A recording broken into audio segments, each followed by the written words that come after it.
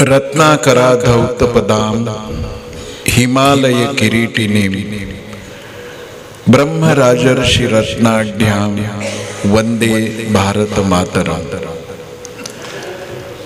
तिन्ही संयोजक संस्था आणि श्रीरामांवर अकृत्रिम प्रेम करणारे आपण सगळे श्रोते, माता पिता, बंधू भगिनी, पत्रकार मित्र,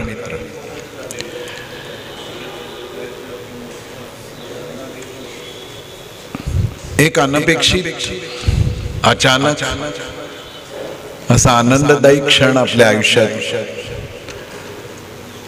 दत्ता अण्णांच्या कल्पकतेमुळे आला आणि तो अशा शुभमुहूर्तावरती आला की जेव्हा संपूर्ण भारतवर्ष आत्मजागृतीने सर्वांगाने फुलत असताना या फुलण्यामागची शाश्वत प्रेरणा असलेल्या श्रीरामांचं चरित्र आपल्याला ऐकायला, सांगायला मिळत आहे. आपण उभय पक्षी वक्ता श्रोता भाग्यवान आहोत आणि त्यामुळं या तिन्ही संस्थांचे करते धरते त्यांचं ऋण आज मी व्यक्त करतो. सुंदर परिसर, सुंदर वातावरण, प्रकृतीची अनुकूलता, निसर्गाची सुंदर निवेदन, सुंदर गीत गायन, या सगळ्या सुंदरतेमध्ये सर्वोत्तम सौंदर्याच्या व्यक्तिमत्वाचा आपण वेध घेतो आहोत. देशपांडे ताईंनी आता जी खंत व्यक्त केली, मायकल जॅक्सनचा स्पर्श पुसला जाऊ नये म्हणून आंघोळ करायची नाही, असं जर असेल तर रामतत्व विरोधकांनी आपल्याला डीडीटी फिनेलने आंघोळ घातली तरी आपल्या चित्तातला रामस्पर्श मात्र जाणार नाही.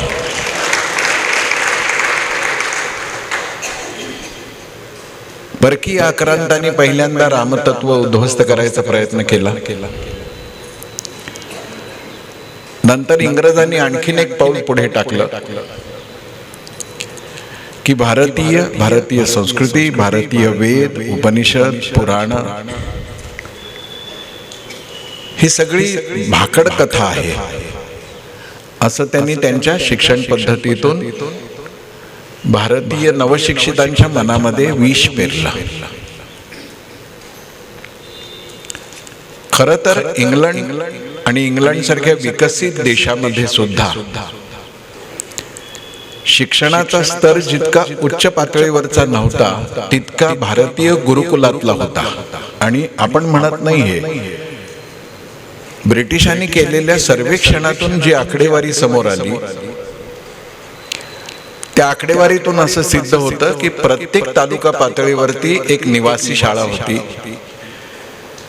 त्या निवासी शाळेमध्ये शिकवणाऱ्या आचार्यांचा खर्च, शाळेचा खर्च हा ग्रामस्थांनी आपल्या आपल्या जमिनीतला एक एक हिस्सा तोडून त्या शिक्षण संस्थेला देऊन त्यातून होणाऱ्या उत्पन्नातून आपण करत होतो. आणि एवढंच नाही तर शिक्षण, ज्ञान ही एका जातीविशेषची मक्तेदारी आहे असा जो एक गैरसमज पसरवला गेला आणि आपण सगळे बळी पडलो, कारण का ते आपल्या वर्तमानातल्या राजकारणाला सोयीचं होतं. पण ब्रिटिशांचे सगळे अहवाल वाचल्यानंतर अनेक ख्यातकीर्त गुरुकुलामध्ये ब्राह्मण विद्यार्थ्यांपेक्षा ब्राह्मणेतर विद्यार्थ्यांची संख्या अधिक आहे असं लक्षात येतं.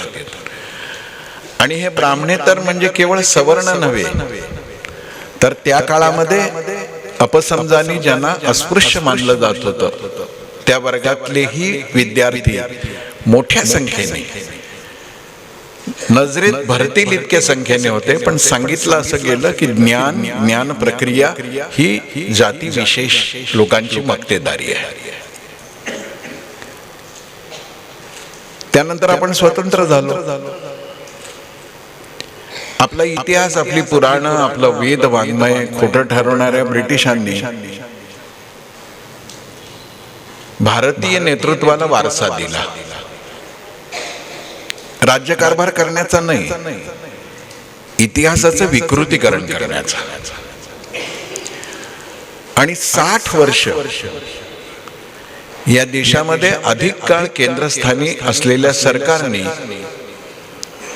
एक राष्ट्रीय ब्रह्महत्या केली, महापाप केलं. ती परंपरा अक्षुण्ण ठेवायला त्यांना शक्ती पुरवठा करणारे डाव्या विचाराचे आणि समाजवादी विचाराचे सरकारने पोचलेले विचारवंत, त्यांनी इतिहासाचं विकृतीकरण केलं, उद्ध्वस्त केला इतिहास.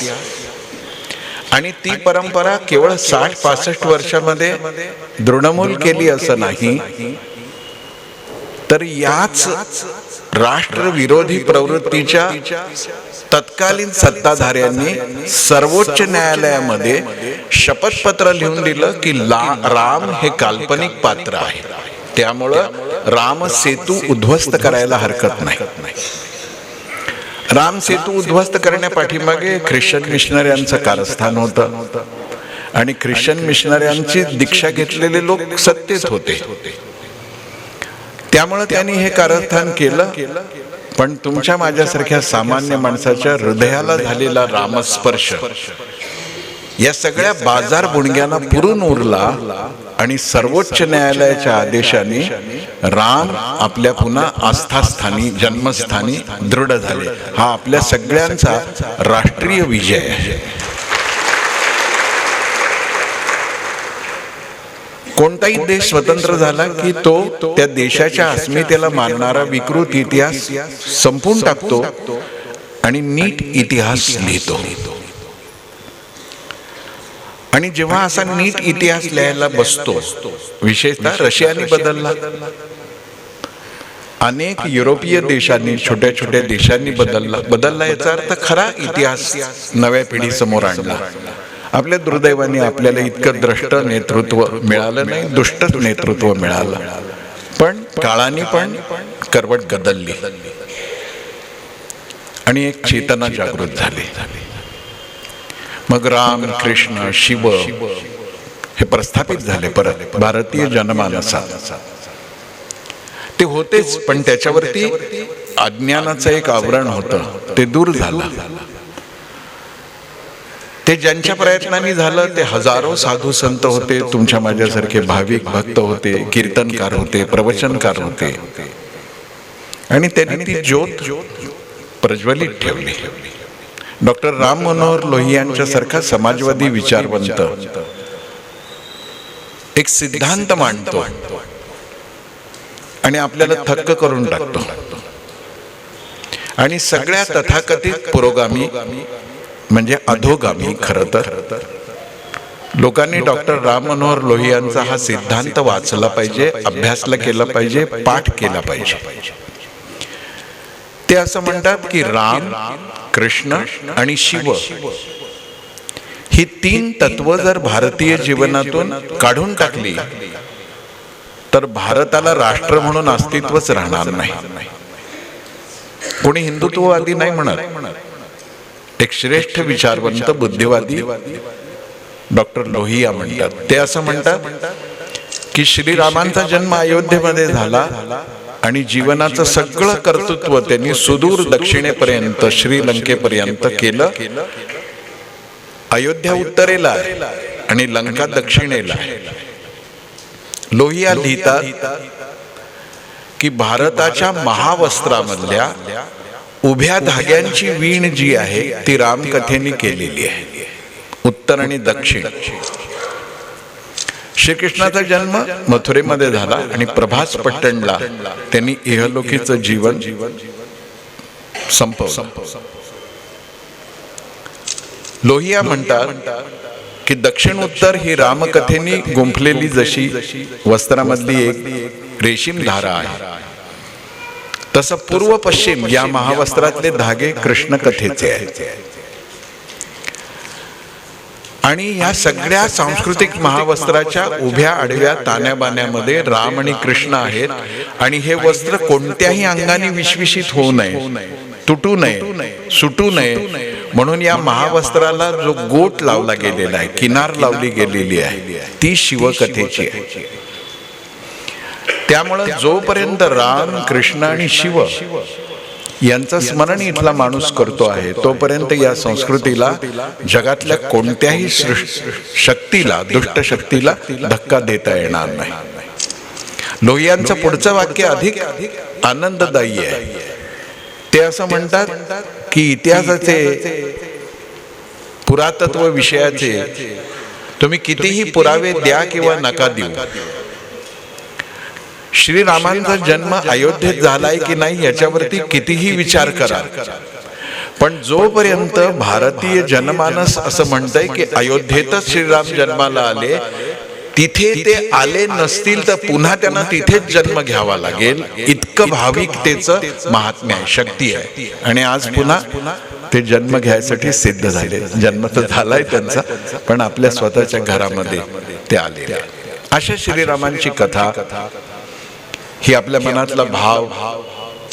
आता सरांशी बोलत होतो, थांबले की नाही ते हिंदीचे शिक्षक आहेत पवार सर, तर ते म्हणाले की मला पदवी आणि पदव्युत्तरसाठी बाबा गोस्वामी तुलसीदास आणि कबीरदासजी यांच्या रचना, त्यांचं साहित्य याचा अभ्यास केला. तर तुम्ही काल कोणता विषय मांडला? तर मी म्हटलं की काल मी रामचरितमानस आधाराला घेतलं होतं, आज वाल्मिकी घेणार आहे. ते म्हणाले या दोन्हीत तुम्हाला काय वाटतं?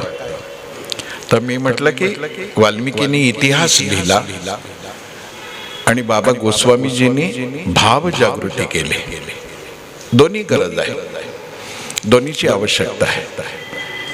मुसलमानांची आक्रमणं जेव्हा उत्तर भारतावरती वाढत होती, त्यावेळेला इथल्या माणसाला, सामान्य माणसाला, निहत्या, निशस्त्र, दुर्बल माणसाला आतून सजीव आणि सशक्त करण्याचं काम रामचरितमानसने केलं. पण मार्क्स असो की मेकॉले असो, त्यांच्या थुंकीतून निर्माण झालेली जी पिलावळ आहे ती आज पण जिवंत आहे. आणि त्यामुळं रामचरितमानसावरती अनर्गळ टीका केली जाते. समाज बांधणाऱ्या या महान ग्रंथाला समाज विच्छेदक ठरवलं जातं. माता लक्ष्मीची अवहेलना केली जाते. आणि दुःख आणि संतापजनक गोष्ट अशी आहे की इथला मीडिया त्यांना आउट ऑफ प्रोपोर्शन कव्हरेज देतो. त्यामुळे आपल्याला दोन पातळीवरती लढा करण्यासाठी इतिहास आणि भाव दोन्हीचा नीट अभ्यास केला पाहिजे. ही सगळी मीडिया हाऊसेस जी आहेत ती ज्या धन्यांनी फेकलेल्या तुकड्यावरती सगळंच ते तुकडे काम करते आहे, त्या मीडियाचा प्राण TRP नावाच्या पोपटात आहे. त्यामुळे आपण जर खरे रामभक्त असू तर ज्या वाहिनीवरती अशा पद्धतीनं राष्ट्रविरोधी, रामविरोधी, समाज स्वास्थ्यविरोधी वक्तव्य केली जातात, त्या वाहिन्या आपल्या घरात पाहिल्या जाणार नाहीत. त्या अश्लीलतम वाहिन्या आहेत असा स्वतःचा निर्धार केला आणि TRP कमी झाला तर ते उद्या तुमच्या आणि माझ्या इष्ट देवदेवतांचं गुणगान करायला लागतील. कारण का मूलतः ते लाचार आहे. जो तुकडा टाकतो त्याच्याकडे बघून शेपटी फिरवतात ना, तर आपण निषेधाचा तुकडा टाकू, नीट दावणीला बांधू आणि मग स्नेहाचे तुकडे टाकत त्यांना शेपटी हलवण्याचं कार्य करत घेऊ. मीडियापेक्षा आपण शक्तिशाली आहोत. पण मार्क्स आणि मेकॉले, मी पुन्हा ते शब्द वापरतोय, यांच्या थुंकीतून जन्माला आलेली जी पिलावळ आहे ती आजही आहे. आणि मग तिला जर सडेतोड उत्तर द्यायचं असेल तर आम्ही इष्ट मानलेले राम, आम्ही इष्ट मानलेले कृष्ण, आम्ही इष्ट मानलेले शिवशंकर यांचा इतिहास, शास्त्रशुद्ध इतिहास आपल्याला माहित पाहिजे. भाव तर जागृत झालाच पाहिजे. पण शिवाजी महाराजांचा इतिहास वाचत असताना नुसत्या बुद्धीच्या पातळीवरती आपण विचार करू शकत नाही. तो धडा, तो प्रसंग, इतिहासातले ते क्षण वाचत असताना आपल्या आत छत्रपती शिवाजी महाराज की जय अशा घोष येतो की नाही? आला पाहिजे. ते जिवंतपणाचं लक्षण आहे. आणि असा घोष जेव्हा माझ्या आतून येतो तेव्हा भाव पण जागृत होतो आणि बुद्धीच्या पातळीवरती सत्य इतिहास पण मला कळतो.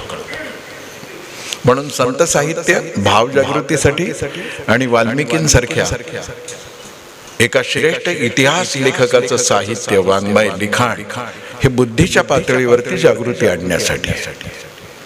आपण आपल्याला समजून घ्यायची ही यात्रा आहे. श्रीराम समजून घेणं म्हणजे स्वतःला समजून घेणं.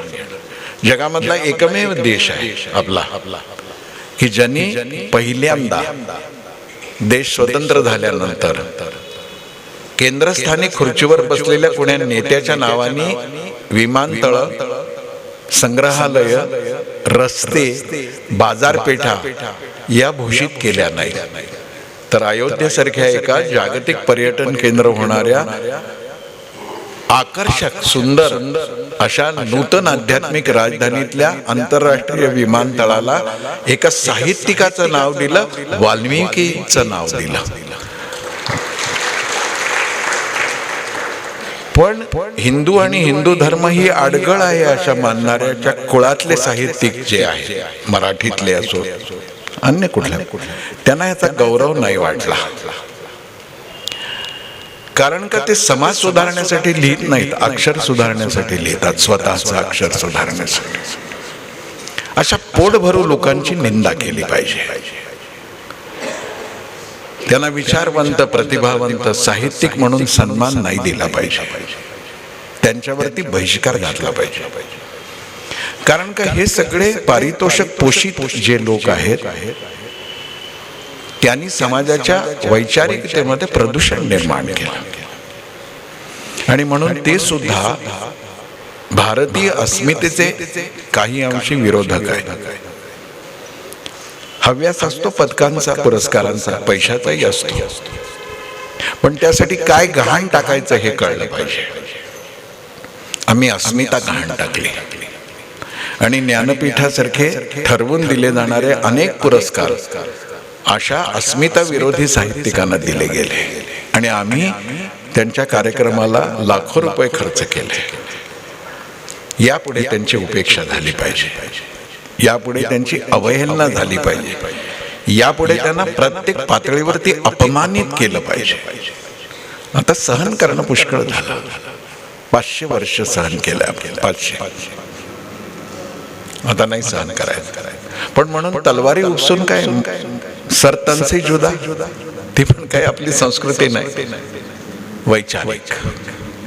आणि ही वैचारिकता माझ्या घरातून सुरू होण्यासाठी कुटुंबाच्या तेजस्वितेला प्रेरणा देणारं चरित्र आहे श्रीरामांचं.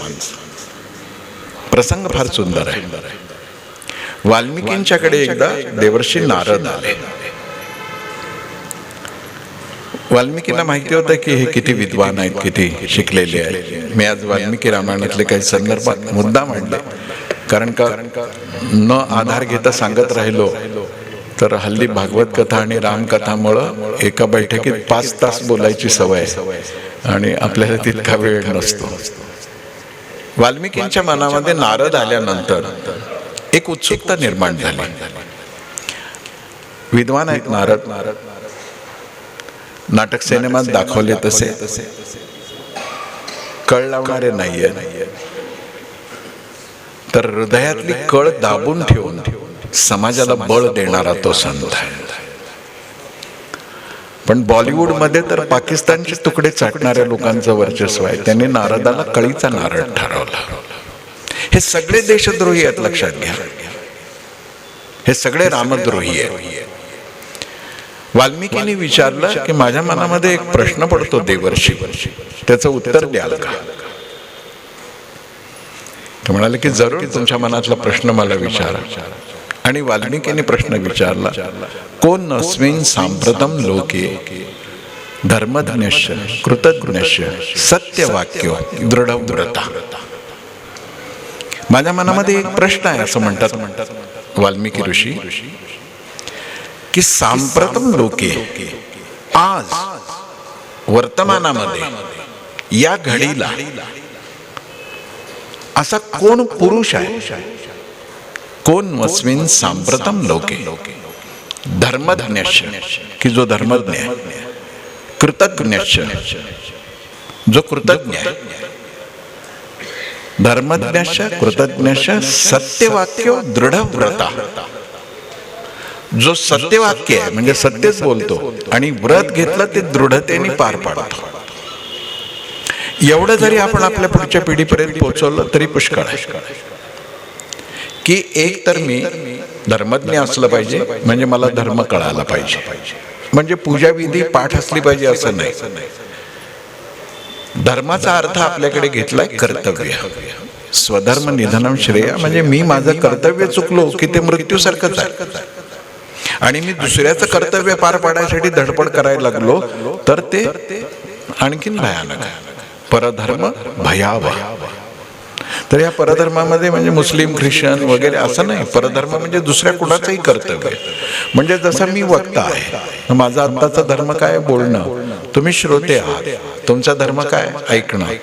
पण तुम्ही तुमचा धर्म सोडून ऐकण्याच्या ऐवजी घोरायला लागलात तर काय होईल?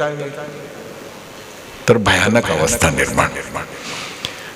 वाल्मिकीने हा प्रश्न विचारला आणि नारदांनाही खूप आनंद झाला की आज मला कोणीतरी असा मूलभूत प्रश्न विचारत आहे की एका श्रेष्ठ महाकवीच्या हृदयामध्ये ही माता सरस्वतीनं स्पंदन निर्माण केलंय की कोण आहे असा धर्मज्ञ, कृतज्ञ, सत्यवाक्य, दृढव्रता.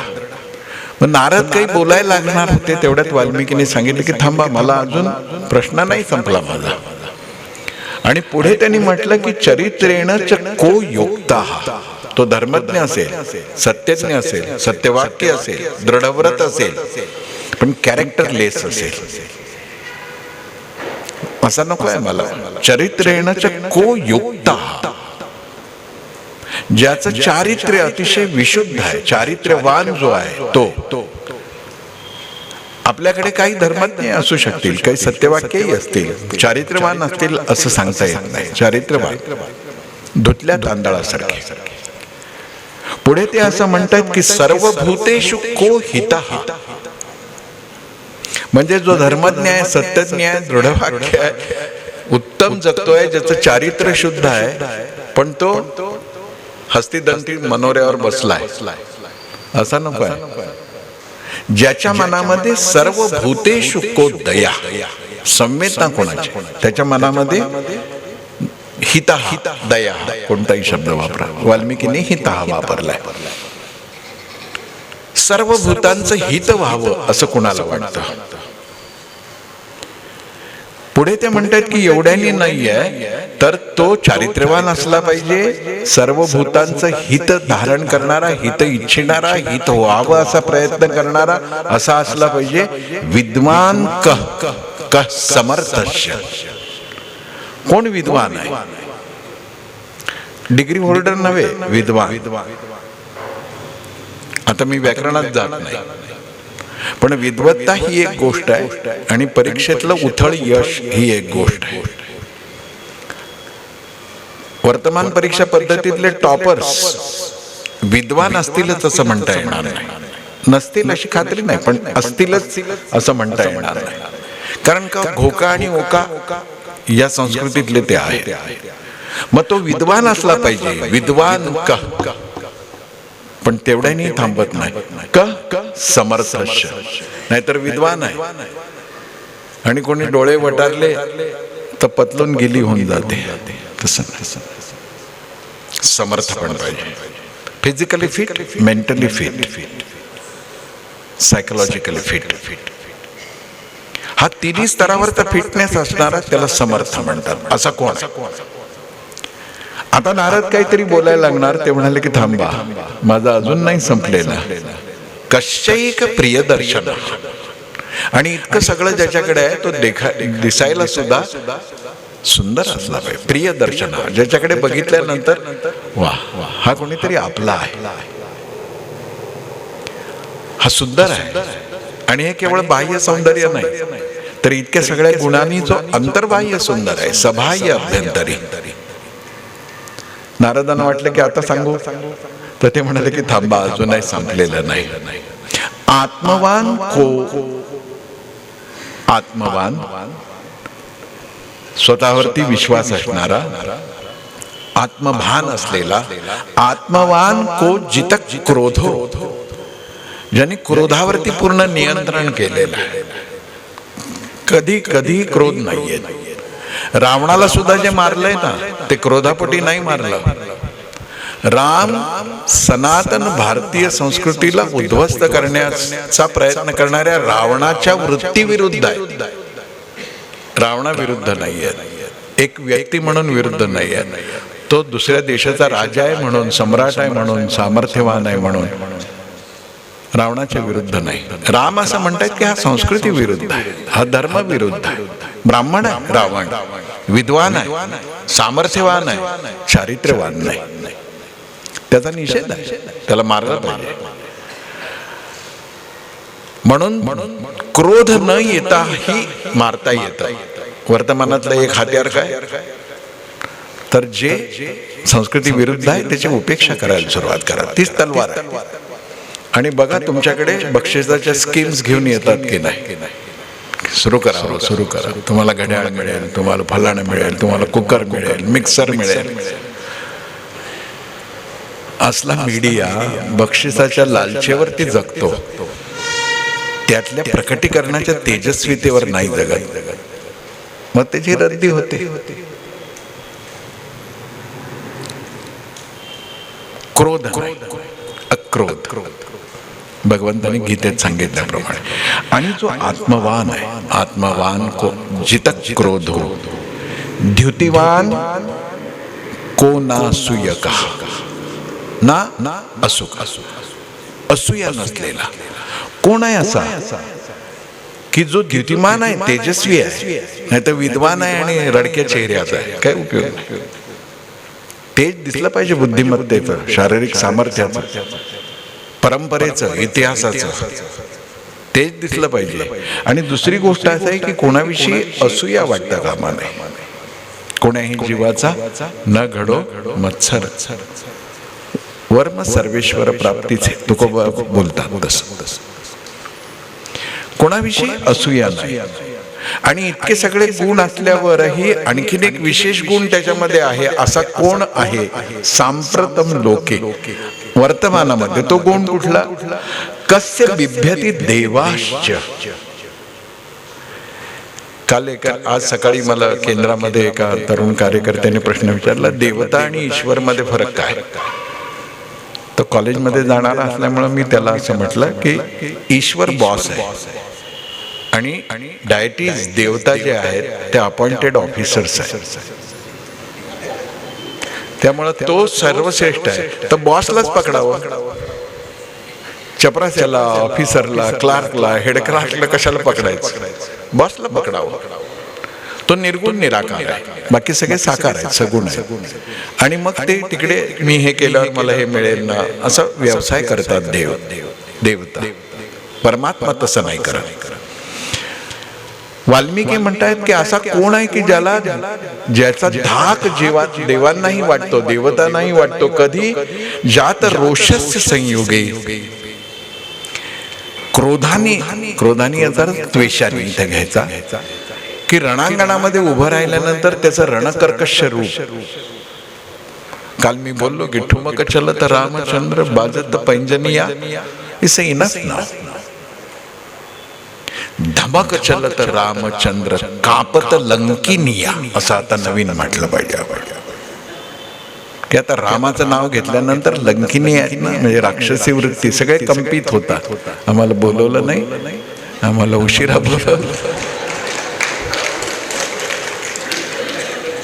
खूप छान वाटतं. तुमच्यापैकी जे होरपळले आहेत त्यांना माझी वेदना पोचू शकते. खूप छान वाटतं. गिधाडं आली अयोध्येमध्ये, पण ह्या गिधाडांना जावंसं वाटत नाही. लक्षात घ्या. कोण शहाणा, कोण श्रेष्ठ, उपेक्षा करा, उपहास करा, अवहेलना करा त्यांची. त्यांच्या आधी श्री आणि माननीय जोडू नका. देवांना भीती वाटेल असा जो रणांगणामध्ये रणकर्कश आहे असा कोण आहे. आणि इतक्या सगळ्या गुणाचा आज कोण आहे असं म्हणत असताना त्यांनी म्हटलं ज्ञातुमेव विधम नरम. मला तुम्ही इतिहासातल्या पुराणातल्या देवदेवतांच्या गोष्टी नका सांगू नारद महाराज. आज असा कोण पुरुष आहे त्याचं मला चरित्र सांगा. स्पष्ट आहे. आत्मानं मानुषम मन्ये रामम दशरथात्मजा. मी माणूस आहे, कौशल्याने माणूस बनवलं, तर मला माणसाचं चरित्र सांगा, असा कोण पुरुष आहे. मग नारद म्हणाले की असा एक पुरुष आहे, अयोध्येचा राजपुत्र. श्रीरामांचं चरित्र समजून घेणारा एवढा एक श्लोक जरी आपण पाठ केला तर राम कोण हे कळायला लागतं की ज्यांचं चरित्र शुद्ध आहे, जे धर्मज्ञ आहेत, कृतज्ञ आहेत. आता हे सगळे गुण आपल्या पुढच्या पिढीच्या आणि त्याच्यासाठी आधी आपल्या मध्ये आपल्याला संक्रमित करून घ्यायचे असतील. सगळे आले तर छानच आहे, ईश्वरी कृपा आहे. पण नाही आले तर ह्यातला एखादा गुण तरी घ्यायला मी सुरुवात करतो की नाही. मी धर्मज्ञ आहे, माझा धर्म समजून घेईन की नाही, माझं कर्तव्य समजून घेईन की नाही. मी गृहिणी आहे पण माझं एक कर्तव्य आहे. मी गृहस्थ आहे, माझं एक कर्तव्य आहे. सुरुवात कुठून होते. आपल्याकडे देवघरांना दुय्यम स्थान होतं, स्वयंपाकघराला प्रधान स्थान होतं. नीट समजून घेतलं पाहिजे. देवघर तर आपल्यासाठी श्रेष्ठ पूजनीय आहे, ते पवित्र ठेवतोच आपण, पण रसोई पवित्र असली पाहिजे. आणि म्हणून ज्या घरातली स्त्री पारोशाने स्वयंपाक करते तिथे रामतत्व येऊ शकत नाही. मी 16 ओळ सांगत नाही, मी विशुद्धतेचा अर्थ सांगतो. आणि ज्या घरातला पुरुष सूर्योदयानंतरही झोपतो तो लंकेचा राजा होण्याच्या लायकीचा असतो, तो राम नाही होऊ शकत. मग मी धर्मज्ञ आहे की नाही, मी शिक्षक आहे तर मी शिकवेनच. वर्गात कसं तसं शिकवण्यासाठी पोरांना प्रोत्साहित करणार नाही. मी डॉक्टर आहे तर मी डॉक्टर पेशंट म्हणून पेशंटकडे बघताना तो माझ्या मेडिकलसाठी घेतलेल्या इक्विपमेंटचा खर्च वसूल करून देणारं साधक म्हणून बघणार नाही. मी आवश्यक असेल तेच त्याच्याशी वागेन. मी व्यापारी आहे तर मी वजनात घाटा करणार नाही. मी जो कोणी आहे तो धर्मज्ञ. मग पूजा अर्चा हा धर्म करणं हा उपासना धर्म आहे, तो तर केलाच पाहिजे. श्रीराम स्वतः ते करत होते. बाबा गोस्वामी तुलसीदासांनी वर्णन करताना असं म्हटलंय, प्रातः उठिके रघुनाथा मातु पिता गुरु लाभवी माता. सकाळी उठल्या उठल्या उपासनेचा प्रारंभ करत होते. आई वडील आणि गुरु यांच्या पायावर डोकं ठेवून नमस्कार. प्रातःकाल माहिती आहे ना, पहाट, early in the morning, dawn. आई वडील पहाटे उठले पाहिजे तर मुलं उठतील. आणि उठल्यावर पहिली गोष्ट आई वडिलांना पाया पडलं पाहिजे. आई वडिलांच्या, गुरु असतील घरात शेजारी, गुरुच्या. हा धर्म आहे, उपासना धर्म आहे, ही आपली संस्कृती आहे. बाकी तर सगळे सणवार उत्सव करतोच आपण. पण मग मी कृतज्ञ एवढं तरी होऊ शकतो का, माझ्यामध्ये कृतज्ञता आहे का. बघा सोपा आहे वैदिक धर्म. कोणाबद्दलच सुकृतज्ञता नाही. आता आई वडिलांबद्दल नाही, समाजाबद्दल नाही, शिक्षकांबद्दल नाही, समाज व्यवस्थेबद्दल नाही. मी एकटा नसतो यशस्वी होत, मी एकटा नसतो पुढे जात. मी यशस्वी व्हावं, पुढे जावं म्हणून हजारो ज्ञात अज्ञात लोकांचे हात लागलेले असतात. कोणाविषयी कृतज्ञता नाही. उलट अनेक मुलं आपल्या वडिलांना प्रश्न विचारतात, तुम्ही असं काय आमच्यासाठी करून ठेवलंय, तुमच्याबद्दल कृतज्ञता वाटावी. आम्ही काही निमंत्रण दिलं होतं आम्हाला जन्माला घाला. बघा ही भाषा आहे तुमच्या माझ्या सुसंस्कृत मध्यमवर्गीय पंढरपेशा समाजातली. संकोच वाटला पाहिजे या गोष्टीचा. खरं तर लाज, पण इतका कठोर शब्द नको. मी कृतज्ञ आहे का. ज्या घरामध्ये म्हशी समोर आंबवण ठेवल्यावरती जसं तोंड घालते पाठीत आणि खायला सुरुवात करते, तसं जेवणारे लोक आहोत आपण. ना पानाभोवती पाणी फिरवत, ना हात जोडून कृतज्ञता व्यक्त करत की कुणी दिलं अन्न मला. 45 डिग्री तापमानामध्ये स्वतःची पाठ जाळून घेणाऱ्या एका शेतकऱ्याने दिला, त्याच्याबद्दल कृतज्ञता नको.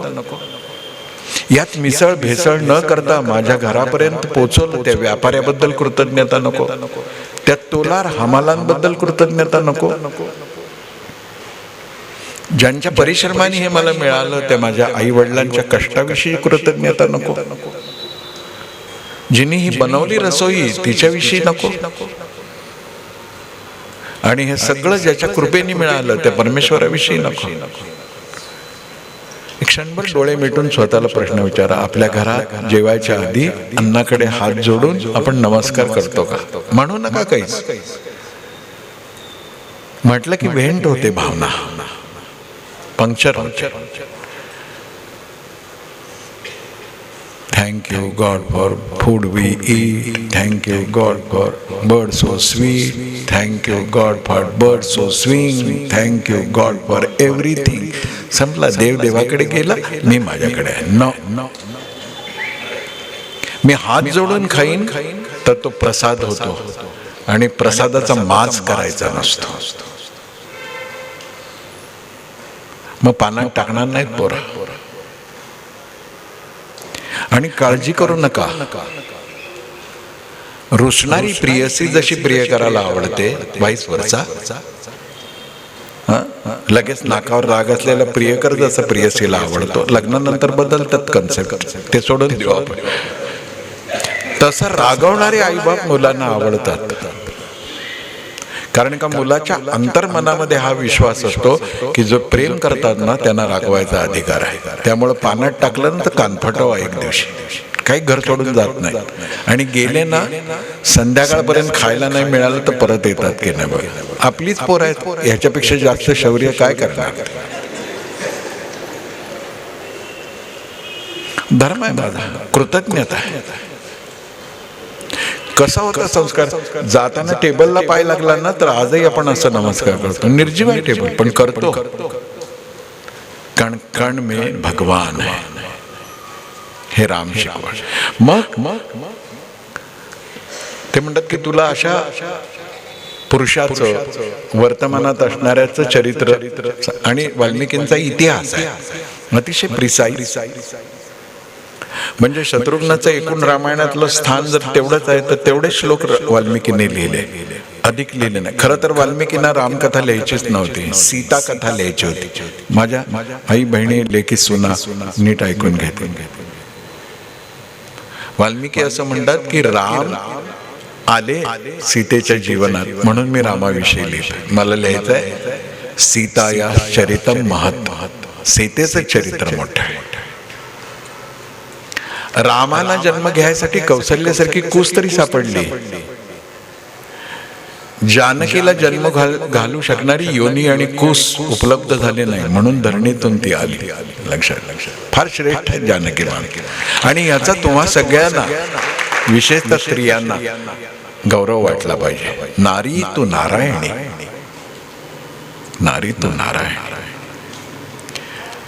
मग वाल्मिकींनी ती सगळी रामकथा लिहिली, आणि दशरथांच्या 3 राण्या, कौशल्य, कैकेयी, सुमित्रा.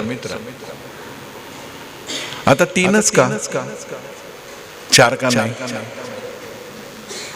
2 का नाही?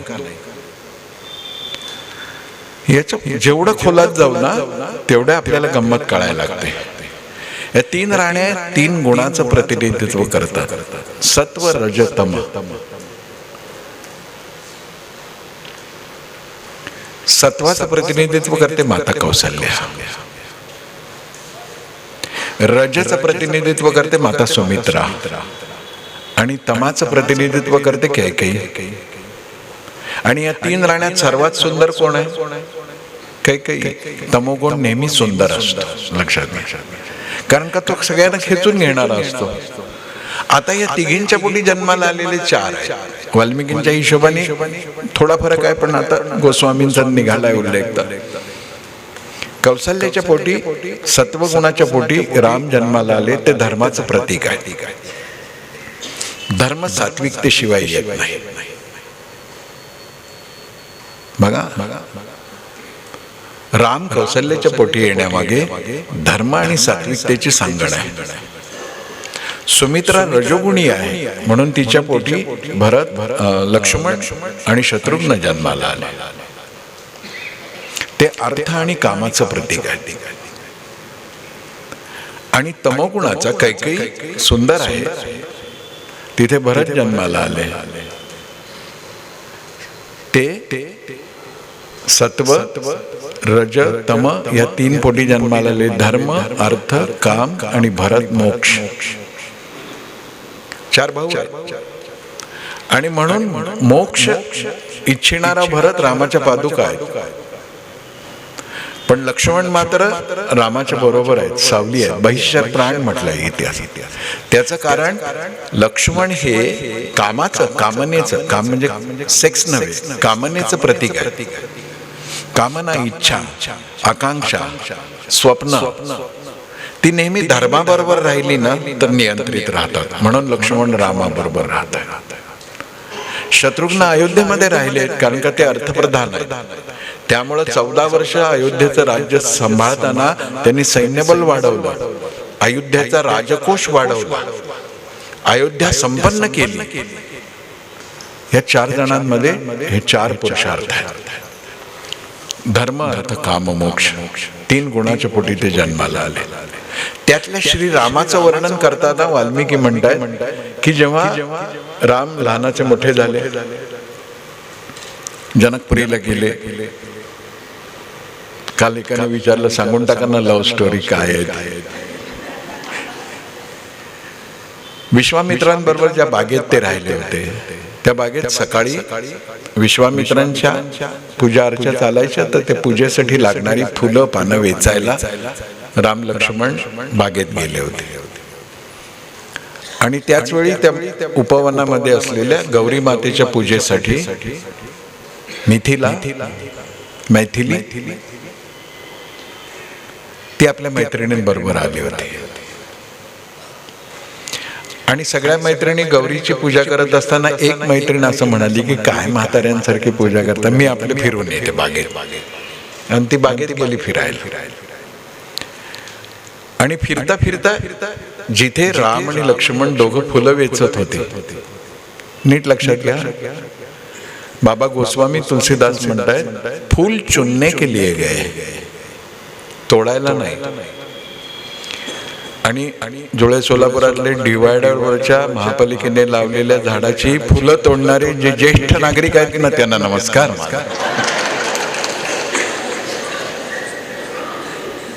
रोप सुद्धा तोडून नेली अण्णा तिथले डिवायडरवरची. म्हणजे बंगला त्याचं नाव कृतार्थ,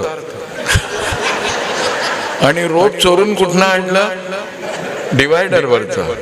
आता लक्षात घ्या माझ्या वडीलधाऱ्या माता भगिनीनो आणि पित्यानो, डिवायडरवरचं रोप जो आणून आपल्या घरात लावतो ना, तिथं डिवायडेशन होणारच. लक्षात घ्या.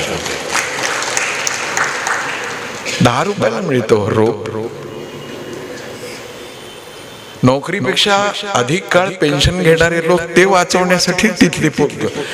आणि काही जण तर 12 महिने छत्र्या घेऊन फिरतात. ते उठायच्या आधी, बंगल्याच्या आधी ती झाडाची मुंडी अशी छत्रीने वाकून करून आणि पॉलिथिन वगैरे बरोबर घेतात. बेरके म्हातारी आहेत सोलापुरात, मी बघितलं. आधी मला काय वाटायचं, आजीसाठी गजरा म्हणून ते फुलं नेतात. मग कुठलं एकदा मी एका आजीने विचारलं, का हो आजोबा रोज फुलं तोडतात, तुमच्यासाठी का? डोंबल गेलं म्हणाले, आयुष्यात कधी आणली नाही, कनेरीची फुलं सुद्धा दिली नाही, माझ्यासाठी वासाची फुलं काय आणतात? माणूस मरता मरता सत्य बोलतो, असं आहे. असो. त्या मैत्रिणीने बघितलं की हे 2 राजस सुकुमार किती सुंदर असते ना. आणि तिची छातीत धडधडायला लागली. बाबा गोस्वामीने वर्णन केलं. आणि तिला काही सुचेच ना, होतं असं नैसर्गिक आहे. त्यामुळे आपल्या नातीला लेकीला असं झालं तर खानदान की इज्जत का सवाल वगैरे म्हणू नका. 480 बेसिक वाल्याचं खानदान काय असतं. तिला काय करावं काही कळलंच नाही. ती पळत पळत मंदिरात आली, धाप लागलेली. सगळ्यांनी विचारलं काय होतं, ती म्हणाली कुछ कुछ होता. बैस काय झालं? ते म्हणाले की असे इतके दोन क्यूट ब्युटी वंडर असे एकदम देखणे दोन किशोर तिकडे आले आणि त्यांना बघितल्यावरती मी देहभान विसरले.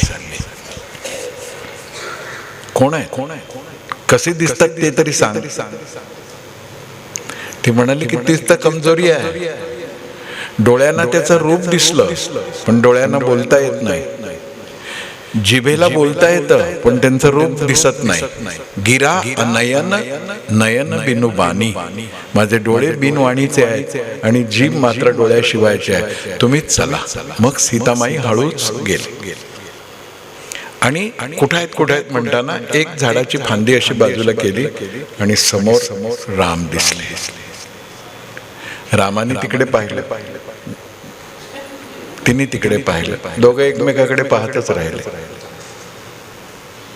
पापण्या सुद्धा मिटल्या नाही. बघा प्रेमात पडणं छान आहे की नाही? आता आपला वेळ गेला पण जे पडलेत प्रेमात त्यांचं तरी आपण समजून घेतलं.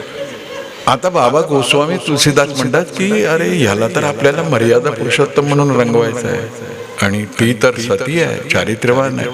असं परपुरुषाकडे परस्त्रीकडे एक टक लावून बाबा तुलसीदास म्हणतात की ही बेशर्मी नाहीये. डोळ्याच्या पापण्यांची लवलव असते ना,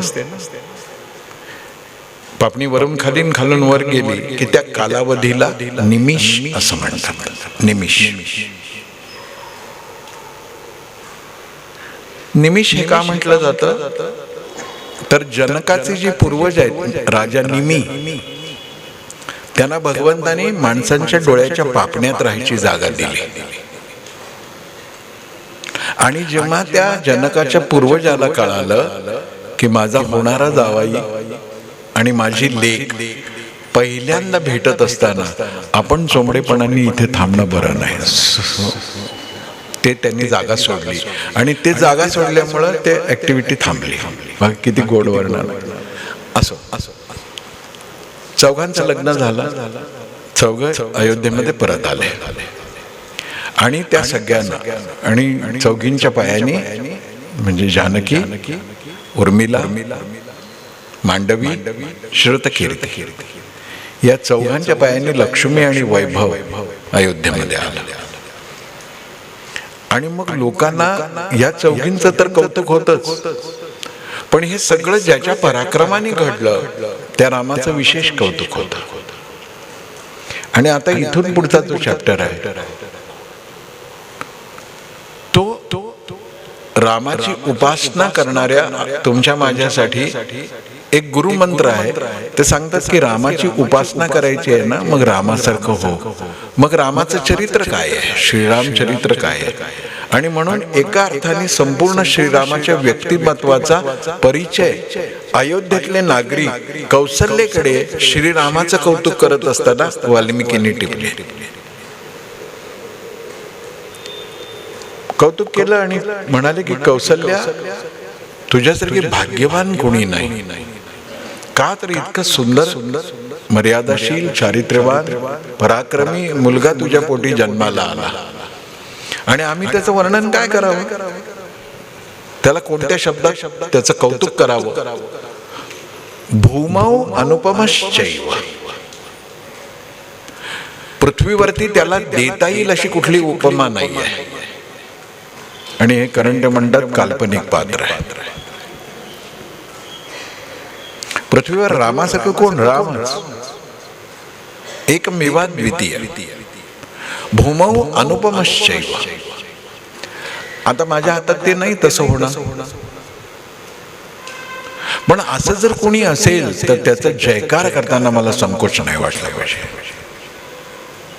असा जर कोणी अनुपमेय असेल, पुरुष स्त्री कुणी कुठल्या ना कुठल्या तरी क्षेत्रात त्यांनी कर्तृत्व केलंय, त्याचा जय जयकार करताना मला संकोच नाही झाला पाहिजे.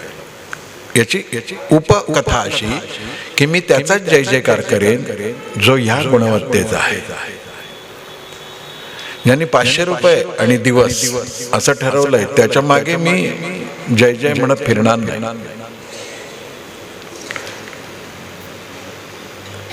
आणिकांची स्तुती आम्हा ब्रह्महत्या, एका वाचोनी त्या पांडुरंगा. तुकोबर आहे. पांडुरंगाशिवाय माझ्या तोंडून कोणाविषयी स्तुती वचन येणार नाही.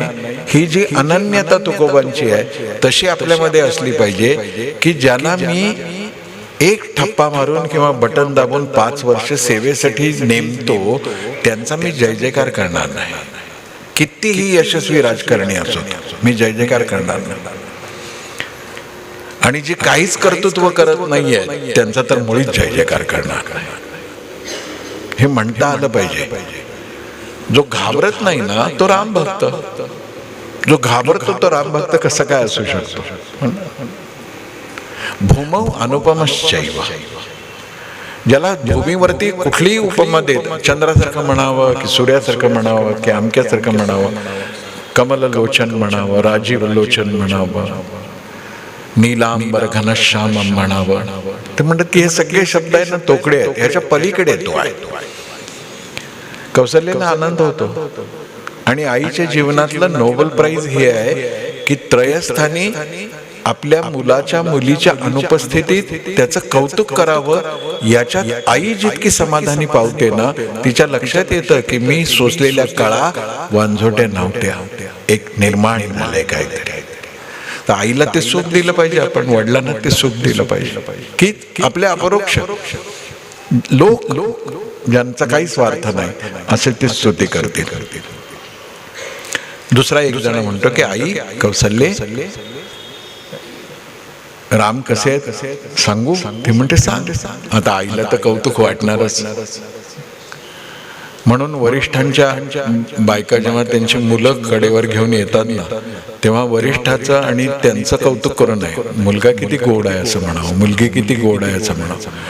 मग त्यांना पोचतं की इनडायरेक्टली आपण गोड म्हणून हे गोड आहे हे यांना म्हणायचं आहे. ते जोपर्यंत कडेवर आहे तोपर्यंत गोड आहे. ते जेव्हा तुमच्या संस्काराच्या कडेवरती येईल तेव्हा कळतं काय आहे ते. एक जण म्हणतो की सचन नित्यम प्रशांतात्मा. श्रीराम कसे आहेत, माझे रघुनाथ सरकार कसे आहेत, सचन नित्यम प्रशांतात्मा. नित्य 1 मिनिट मौन पळून श्रद्धांजली वाहूया, तेव्हा आपण प्रशांतच असतो. पण 1 मिनिट संपल्यानंतर म्हणते ह्याला आजच मरायला पाहिलं होतं का, 1 मिनिट वाया गेला. सच नित्य प्रशांतात्मा. नित्य प्रशांत आहे, नुसतं शांत नाही, प्रशांत. म्हणजे शांती हा उपचार नाही आहे, त्याच्यासाठी स्वभाव आहे.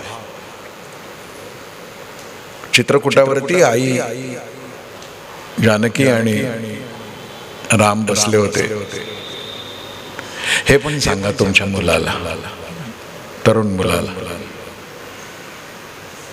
चित्रकूटावर श्रीरामाने लक्ष्मणाने पूजेसाठी आणलेली फुलाची परडी होती ना, त्यातलं एक एक फूल निगुतीनं ते राम हातात घेत होते आणि एका धाग्यात गुंफत होते. लाल, केशरी, पांढरं, पिवळं, विविध रंगसंगती सुंदर. आता हे पूजेसाठी हार बनवत नव्हते. त्यांनी आईला सांगितलं की थोडी पाठमोरी हो.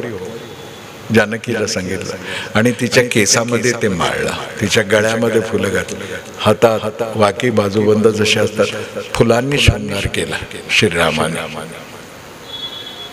मुलाला सांगाय की पत्नीचा सन्मान करण्याचे अनेक मार्ग असतात. तिचा वाढदिवस लक्षात ठेवणं हाच एक उथळ नसतो मार्ग. आणि ती फुरंगटून बसते, माझा वाढदिवस विचारला, तू काय झाशीची राणी, तुझा वाढदिवस लक्षात ठेव. पण असं म्हणायचं नाही घरी जाऊन, असं म्हणायचं. ती लगेच घोड्यावरती टाप बसेलच आणि तिच्या बाळाला नाही पण आपल्या बाळाला पाठीला बांधून ती जाईल निघून. तसं करू नका. श्रीरामाने आईचा शृंगार केला. What wonderful seen it was. त्याने विचारलं की तुला नौकानयन करायला आवडेल. आई म्हणाली हो आवडेल. मंदाकिनीमध्ये नौका वलवायला शिकवलंय रामाने. तुला पोहायला येतं का ग? ती म्हणाल नाही. चल मी तुला पोहायला शिकवतो. हे 7 स्टार मधल्या स्विमिंग पूलाचं कौतुक आम्हाला नका सांगू. आमची आई मंदाकिनीमध्ये आमच्या बापाबरोबर जलक्रीडा करताना बघितलंय आम्ही. तुम्ही काय सांगता आम्हाला उष्टी खरकट्या गोष्टी. जानकीला पोहायला शिकवलं. आणि तिथे इंद्राचा मुलगा जयंत त्याचा तो कावळ्याचं रूप घेऊन आला. तर इंद्र सत्ताधारी आहे ना, तर सत्ताधाऱ्यांची मुलं अशीच असतात सामान्यतः. त्यामुळं सत्ताधाऱ्यांच्या मुलांपासून देश वाचवला पाहिजे. आणि तो जर पप्पू असेल तर नक्कीच वाचवला पाहिजे.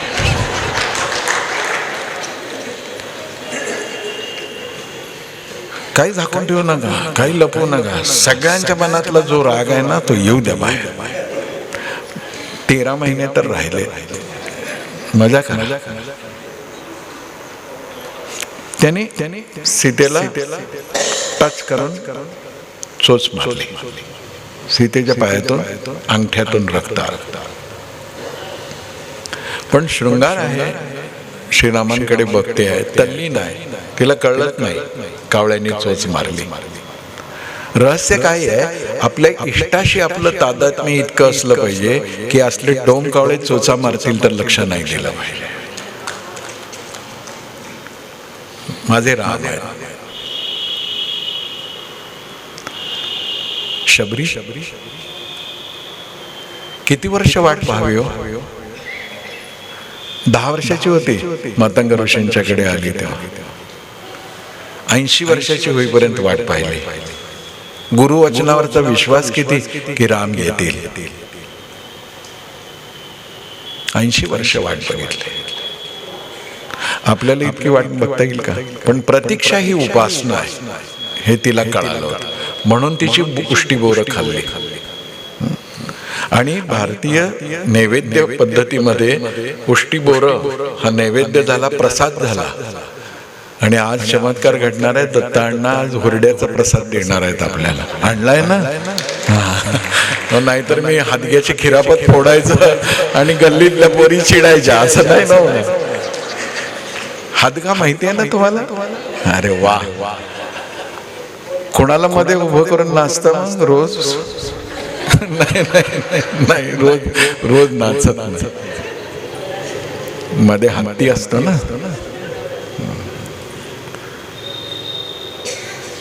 चोच मारून तो गेला. पण रक्ताचा असं एक सुंदर म्हणतोय मी असं ओहळ श्रीरामांच्या पशी आला आणि त्यांना कोमट काहीतरी पाहायला लागलं.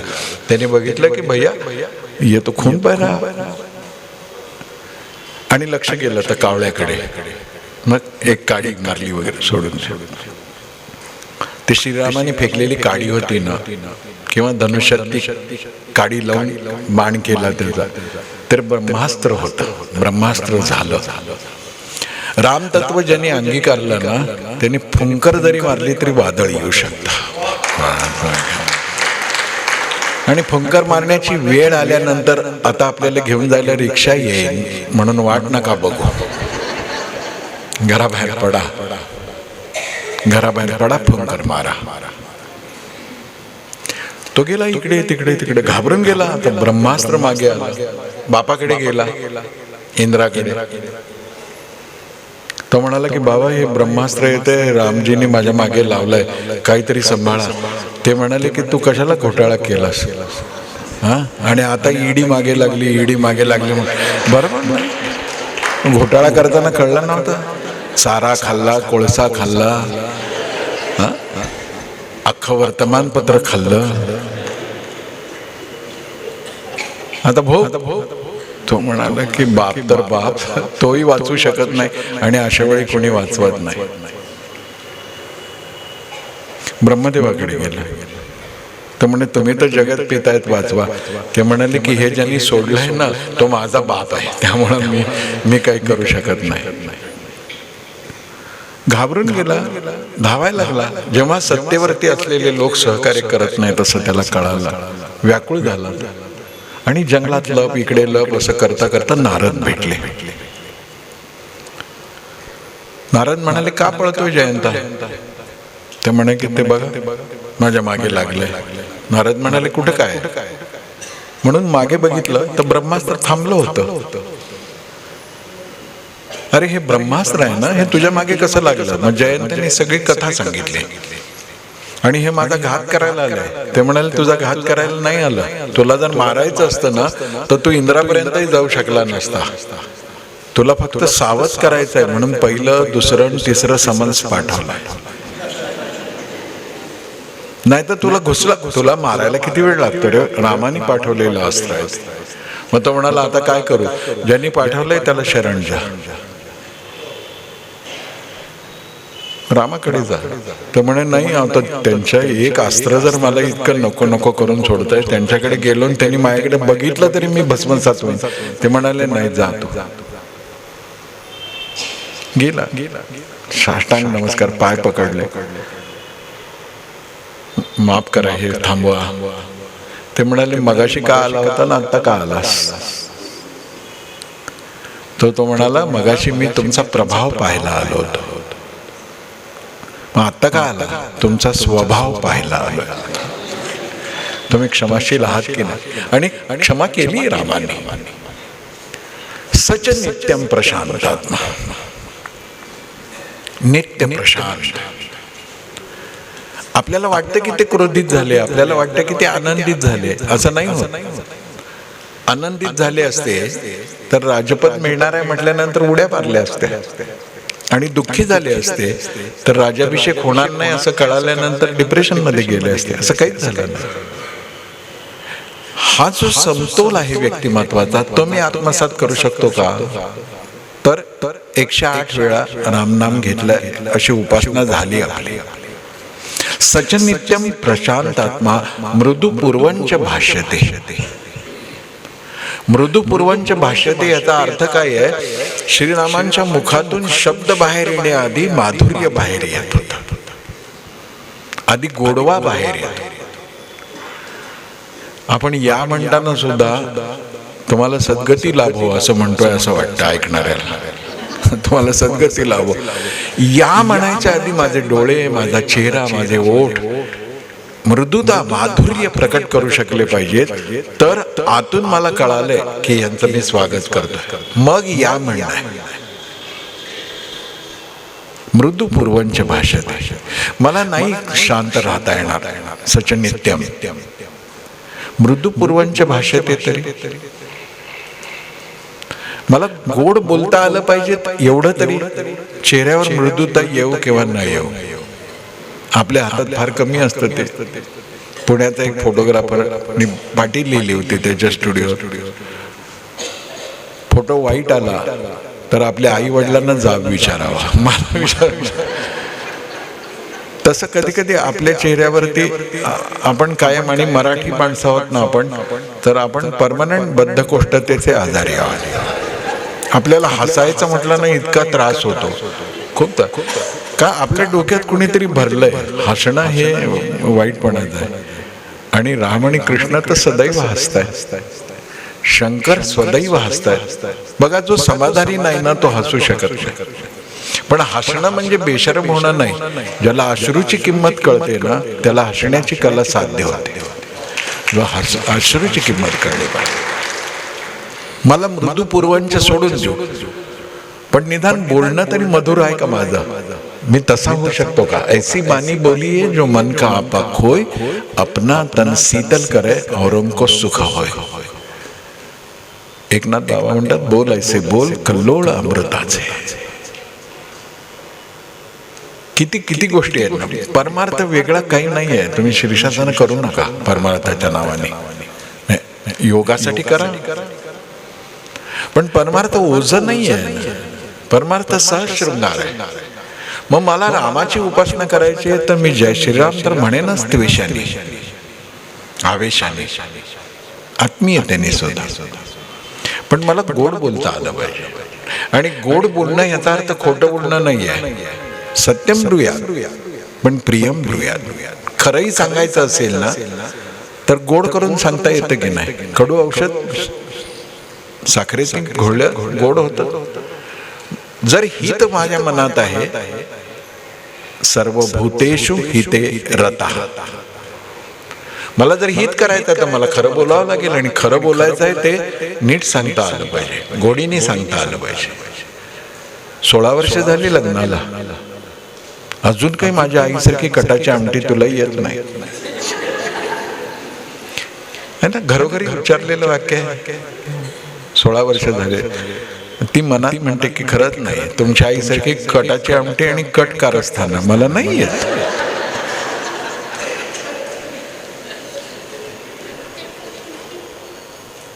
तुलना कशासाठी? तुलना कटुता आहे. हळूहळू तुला माझ्या आईसारखी जमायला लागली आहे ना. Put it in a positive way. तिला कळतं की यांच्या आईसारखी नाही झाली. आता ह्यांची आई काही फार सुगरण असते अशातला भाग नाही, पण 20 वर्ष तिच्या हातचा खाण्याचा इलाज नसतो, ती मग सवय होऊन जाते आपल्याला. तेच चांगलं वाटतं आपल्याला. गमतीचा भाग जरी सोडला तरी मला गोड बोलता आलं पाहिजे. टीकाही करायची असेल, द्रोहींच्या बद्दल बोलत नाही आम्ही, आत्मजांविषयी बोलतोय, आपल्या लोकांविषयी बोलतोय. विंचू पिंडीवर बसला तरी मारला पाहिजे, तिथे मृदुता नको. आणि मग तितकी मृदुता पाहिजे असेल तर एकनाथ महाराजांनी इतकं उदार व्हावं लागेल. आपल्याला तसं नाही करायचं. आपल्याला समाज उभा करायचा आहे, आपल्याला राष्ट्र उभं करायचं आहे, आपल्याला राष्ट्र शत्रुमुक्त करायचं आहे, तर तेवढं क्षात्रतेज आपल्या असलं पाहिजे, स्वभाव ब्राह्मतेज असलं पाहिजे. मृदू पूर्वांच भाष्य ते मला तसं होता येईल का? पूर्वभाषी प्रियम वदा. पूर्वभाषी प्रियम वदा याच्यात 2 आहेत. एक प्रियम वद आहेच, म्हणजे चेहऱ्यावर मृदुता आहे, माधुर्य आहे, वाणीत सुद्धा आहे. पण पूर्वभाषी हे सगळ्यात महत्वाचं आहे. समजा श्रीरामांची कोणाची ओळख झाली, कुठल्या गुरुकुलात, कुठल्या समारंभात, कुठल्या प्रवासात, आणि ती व्यक्ती परत भेटली, तर त्या व्यक्तीचं लक्ष त्यांच्याकडे असो किंवा नसो, श्रीराम स्वतः समोर जाऊन नमस्कार करून सांगत, मी दाशरथी पुत्र राम, ओळखलत का मला? पूर्वभाषी म्हणजे संवाद सुरू करण्याची तयारी रामांची होती. अरे सॉरी हा, ओळखलं नाही, ही आत्ता प्रतिष्ठा. सॉरी हा, ओळखलं नाही. जे आपल्याला असं ओळखत नाही ना, त्यांना आपण चांगलं ओळखून असलं पाहिजे. सगळं लक्षात असतात केवढे कवडी मोलाचे, पण आव काय आणतात नाही ओळखला. ये परत 4 वर्षांनी मग सांगतो. आम्ही नाही ओळखत. मृदू पूर्वंच भाषते हे जसं महत्वाचं आहे, तसं पूर्वभाषी असणं महत्वाचं आहे. संवाद सुरू करायची सवय एकदा झाली ना, तर मग काय होतं? व्यक्ती जमवन भवती जागृत करणे तया प्रती.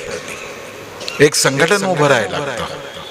मंत्र छोटा, तंत्र सोपे, परी यशस्वी ठरले ते, रीत साधी शिस्त बांधी कार्य व्यापक उभवते. सोप्या गोष्टीतूनच महान कार्य उभे राहतात, पण त्यासाठी पूर्वभाषी असलं पाहिजे. मी जाऊन संवाद सुरू करेन. समजा इतकंही नाही आला, परगुण परमाणुम पर्वती कृत्य नित्यम. काय सांगू तुम्हाला, श्रीराम एका अर्थाने श्रीराम होणं इतकं सोपं आहे आणि इतकं यशस्वी जीवन बनवण्याचा तो मार्ग आहे. कृष्ण क्रीडा मेडा आहे, तसं व्हायचं नाही आपल्याला. कृष्णासारखं होता येत नाही, होऊ पण नाही. कृष्णाचं चिंतन करावं, रामासारखं जगावं. कारण का कृष्णाने जे केलं ना, ते सामर्थ्य आपल्यामध्ये नाही आहे. खूप गोष्टी अशा आहेत की ज्या कृष्ण चरित्रातल्या आपण आत्मसात करू शकत नाही. 7 दिवस गोवर्धन उचलू का? नाही उचलू शकत. 6व्या दिवशी पुतनेला मारू शकू का आपण?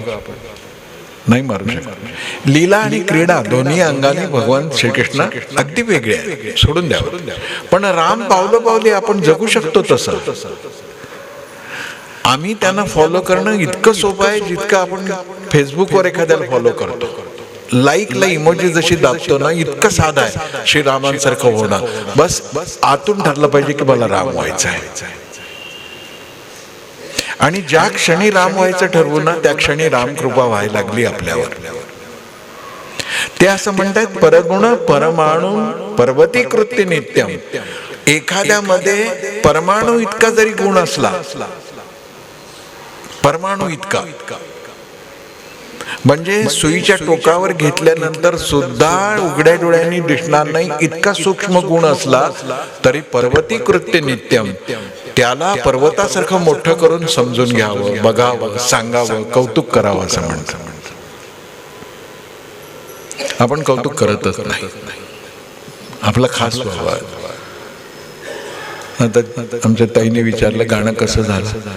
ठीक झालं, ठीक झालं, छान झालं. तुमच्या गाण्याने भाव निर्माण झाला, आवडला, आनंद वाटला. निवेदन कसं झालं, चांगलं झालं. सगळ्यात महत्वाचं म्हणजे वक्त्यापेक्षा कमी बोललात तुम्ही. सगळ्यात महत्वाची गोष्ट असते. नाही तर खूप कार्यक्रमाला मी वक्ता जातो आणि निवेदन संपेपर्यंत मी अध्यक्ष होतो आणि मग मी सांगतो की आता भाषण ऐकलंच आहे. आता मी म्हणून अण्णा महिलांकडे सूत्रसंचालन देण्याचा एक फायदा काय असतो, त्या घरी इतके बोलत असतात की इथे थोडकं बोललं तरी चालतं त्यांना.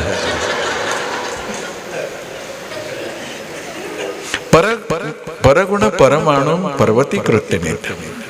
Just start, try to appreciate everybody, then you will become Rama. Simple process. छान म्हटलं पाहिजे, छान म्हणता आलं पाहिजे, कारण का ते अप्रिशिएट करण्याला मन जिवंत असावं लागतं. दोष काढणं फार सोपं आहे बरं, दोष काढणं फार सोपं आहे.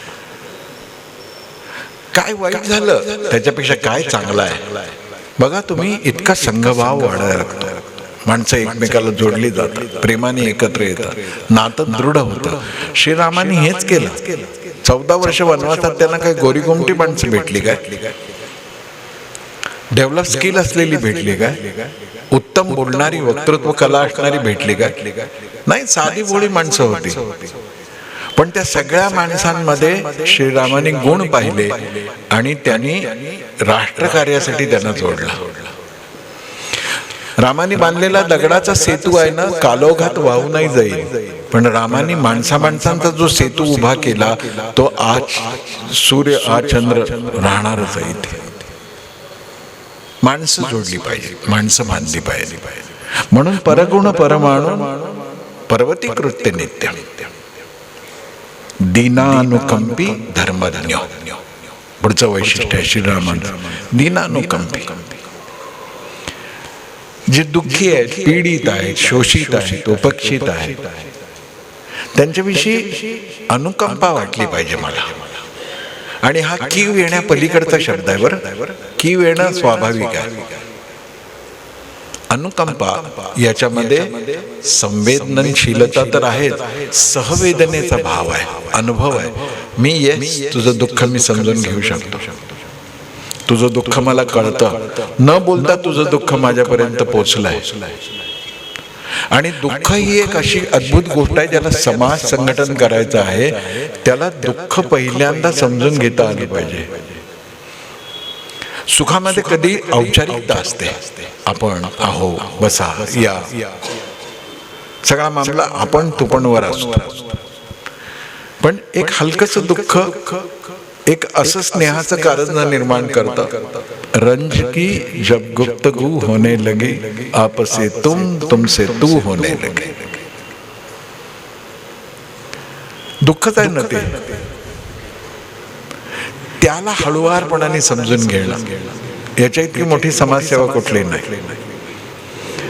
मानवी संस्कृतीची सुरुवात कधी झाली असेल असं जेव्हा मी विचार करतो, तेव्हा जंगलात फिरता फिरता सोबती असणारा माणूस ठिसकळून पडल्यानंतर त्याचा जर गुडघा खरचटला आणि बाजूच्या माणसाने अलगदची पहिली फुंकर मारली असेल ना, तिथून मानवी संस्कृतीला सुरुवात झाली की दुसऱ्याचं दुःख मला कळतं. उन्हाळ्यात येणाऱ्या कुरिअरवाल्याला, पोस्टमनला एक ग्लासभर पाणी देणं, हा परमार्थ आहे. उन्हात हिंडतोय तो माणूस, त्याला एक ग्लास पाण्याने आपण गरीब होतो का? त्या पलीकडची एक गोष्ट घडते, मानवीयाचा सन्मान करतो आपण, की माझ्या इतकाच तू पण आहेस, तुझ्या इतकाच मी पण आहे, आपण समान. आणि म्हणून ते दीनानुकंपी आहे, त्यांना दीन दुःखितांची वेदना कळते. म्हणून जेव्हा सेतू बांधला जात होता तेव्हा एक खार मध्ये येत होती, बरोबर आहे ना? आता आपण खारीचा वाटा म्हणतो, त्यात एक गुगली आहे, बरोबर? ही खार तर आहेच, पण आपल्याकडे भारतीय वजनमाप मध्ये जे प्रमाण आहेत ना, त्यातले 2 द्रोण म्हणजे 1 खार. 4 पाव किलो म्हणजे 1 किलो कसं होतं, तसं 2 द्रोण भरून वस्तू तिला एक खार म्हणतात. पण सोडून देऊ. तर मारुतीरायांना असं वाटलं की हे सगळे बंदरकोदी चालली आहे, इथे दगड घेत आहेत, झाड आहे, तर हे बिचारं मध्ये आलं तर एका बंदराचा पाय पडला तर मरून जाईल. म्हणून हनुमंतरायांनी दीनानुकंपित वाणी तिला उचलून बाजूला ठेवलं. पण हनुमंताचं तिला उचलून बाजूला ठेवणं हे हनुमंताचं ठेवणं आहे ना, त्यामुळं ती जरा प्रमाणाबाहेरच फेकली गेली आणि ती श्रीरामांच्या पुढ्यात पडली. चुई चुई वगैरे काहीतरी केलं असेल तिने. भस्मसळाचं प्रेम पण तसं धसमुसळच असतं, त्यामुळे ते मारुतीचं उचलून ठेवणं हे विसरू नका. रामाने तिला उचलून घेतलंय, पाठीवरनं हात फिरवलाय आणि विचारताय की कोणी फेकलं तुला दुःख झालं, अनुकंपा आहे? ती म्हणते कोणी नाही. राम म्हणतात की तू माझ्याशी पण का खोटं बोलते, मी काय तुला इजा करणार नाहीये, तुला कोणी फेकलं ते तरी सांग. ते म्हणाले नाही कोणी नाही. मग तू काय छलांग लावली? आणि तू जर छलांग लावली असे कोई कशाला केलं तू सांग.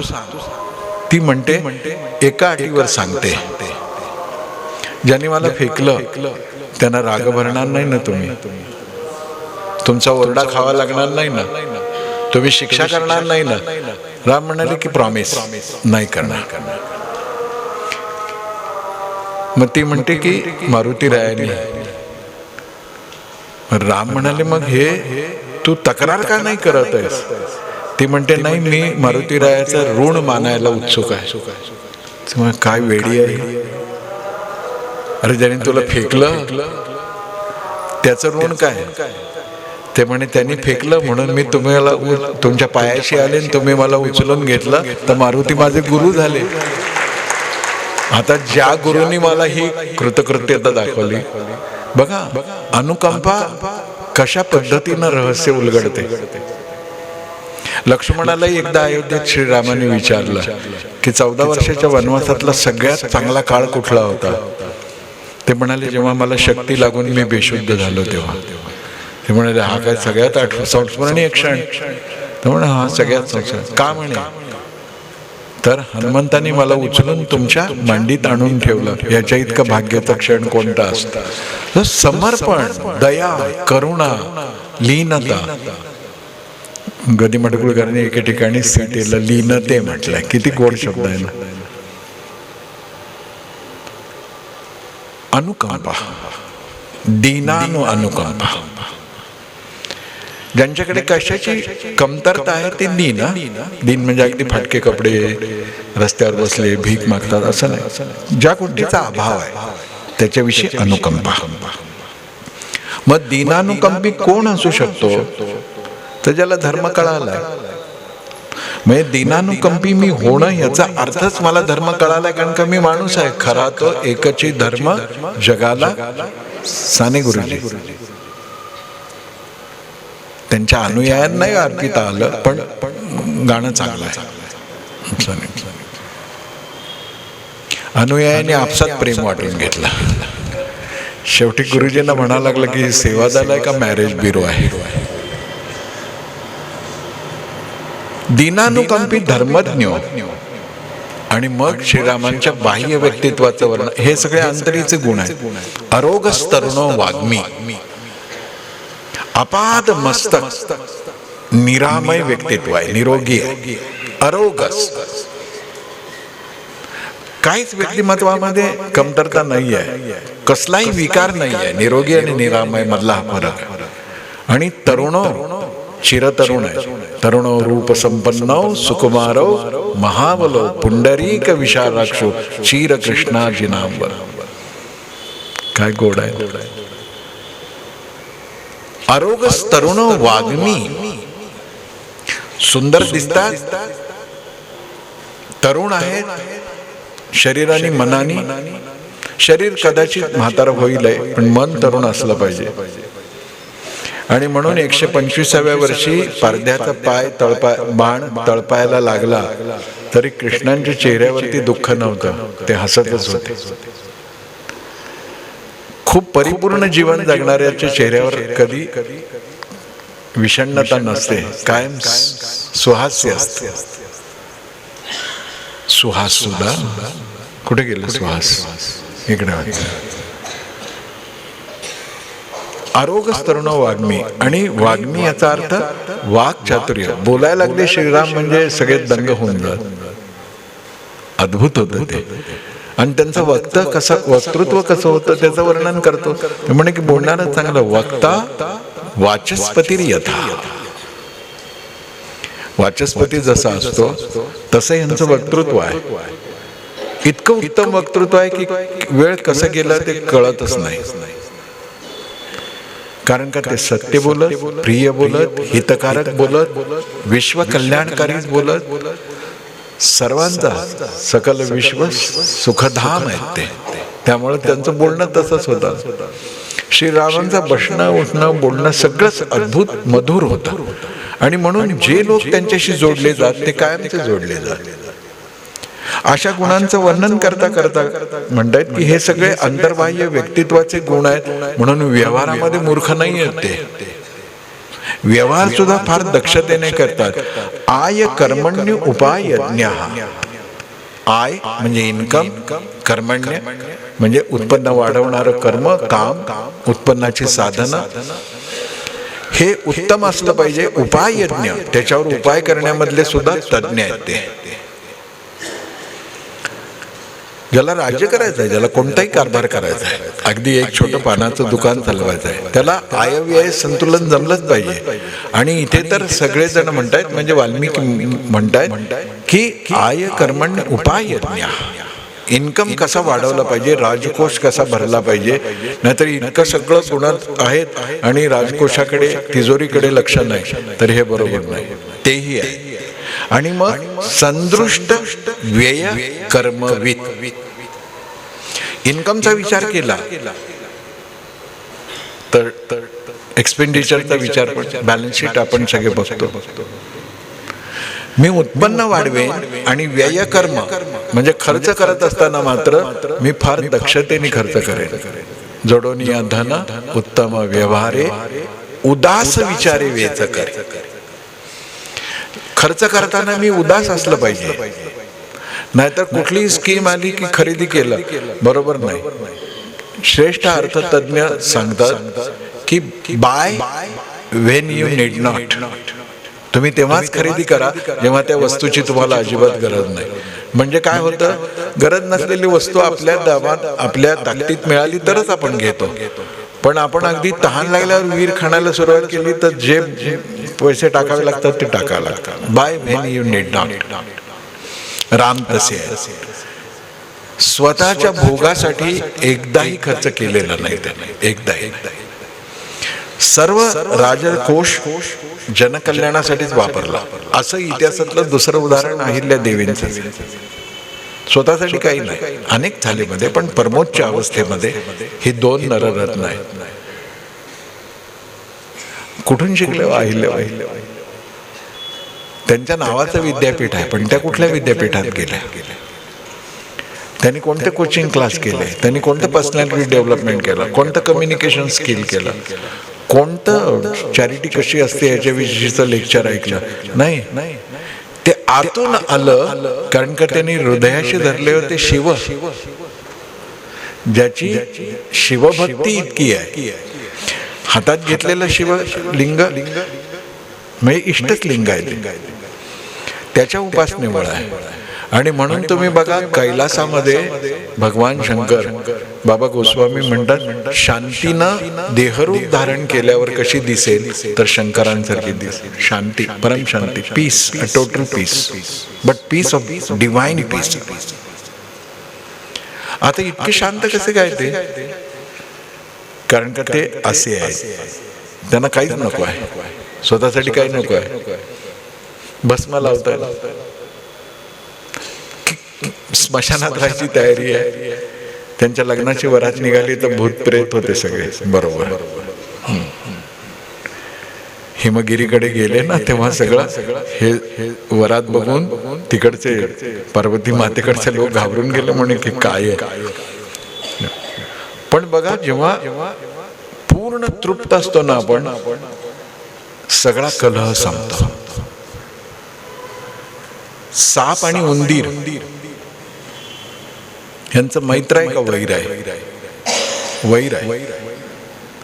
पण शंकरांच्या गळ्यातले साप आणि गणेशाच्या जवळचा उंदीर दोघही रिलॅक्स आहे, वैरभाव विसरले.